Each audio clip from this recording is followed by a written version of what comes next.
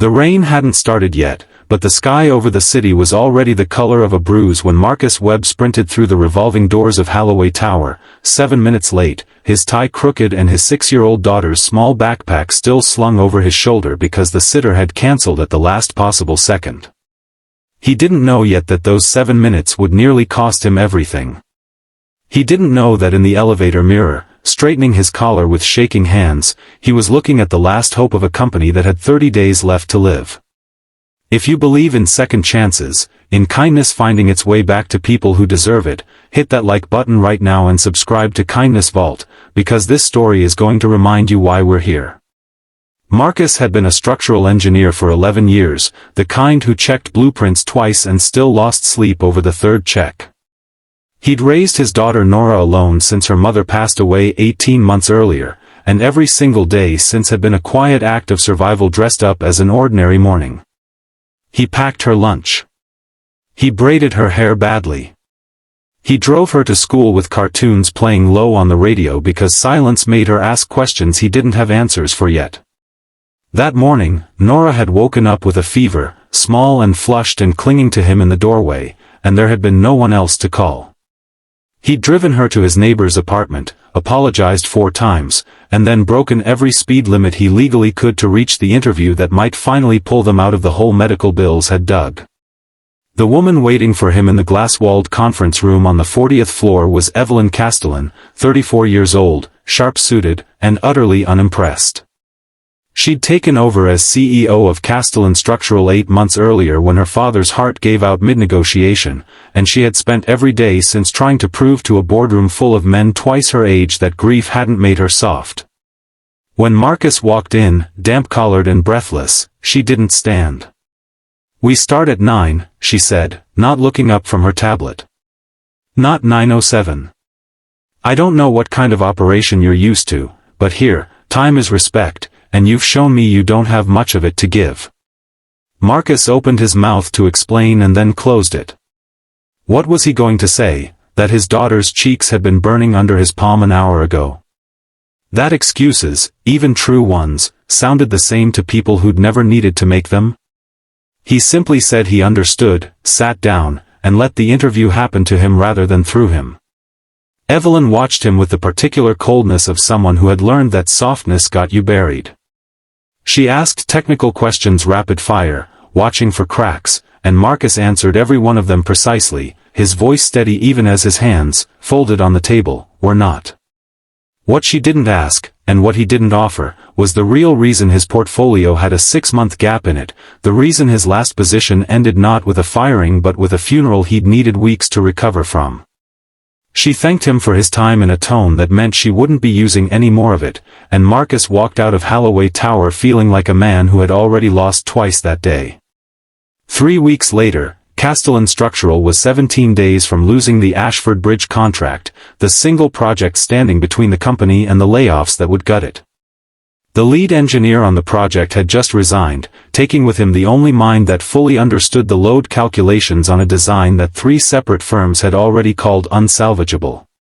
Evelyn sat in her father's old office, surrounded by blueprints that looked like a language she'd never learn fast enough, and for the first time since his funeral, she let herself cry, alone, with the door locked. Her assistant, a quiet, observant man named Julian Reyes, was the one who finally said what no one else dared to. He'd pulled the rejected applicant files while searching for anyone with structural retrofit experience, and one name kept surfacing at the top of every technical benchmark they had, Marcus Webb. Julian laid the folder on her desk and simply said that the man she dismissed for being 7 minutes late might be the only person who could save what her father built. Evelyn almost said no out of pride alone. But desperation has a way of humbling even the most guarded people, and by evening she was dialing a number she'd sworn she wouldn't need. Marcus almost didn't answer. When he did, and heard her voice, his first instinct was to decline out of the same pride that had kept him silent in that conference room. But Nora was asleep in the next room, her fever long gone, her medical bills not, and pride didn't pay for children's shoes. He agreed to one meeting. This time, she came to him, to a small engineering office above a laundromat where Marcus had been freelancing to keep the lights on. And this time, before any blueprint touched the table, Evelyn asked him why he'd been late that day. Not as an accusation. As a question she should have asked the first time. He told her, plainly, without asking for sympathy. About Nora. About her mother. About the 18 months of learning to be both parents at once while grief sat in the passenger seat of every drive to school.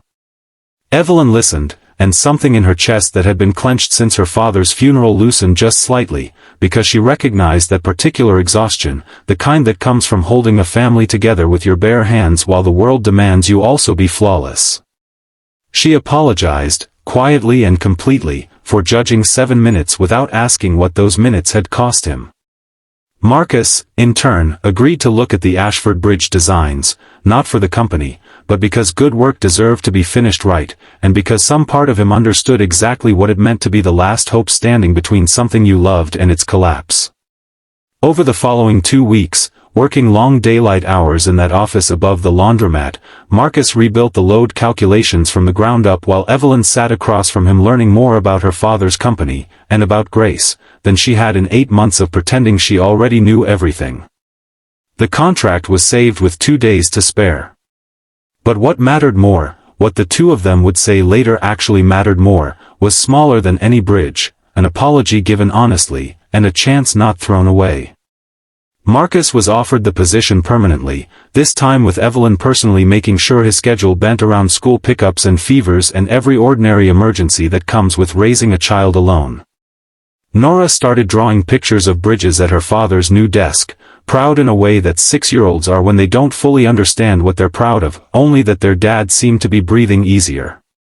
If this story touched your heart even a little, if it reminded you that everyone is carrying something you can't see, please like this video, share it with someone who needs it, and subscribe to Kindness Vault so we can keep telling stories like this one. And before we close this chapter, drop the word "grace" in the comments below if you believe second chances can change everything. Evelyn kept a small note on her desk after that, one Marcus had written her without being asked, and it simply said that kindness costs nothing but changes everything. She never took it down. Some lessons, once learned properly, are meant to stay in plain sight.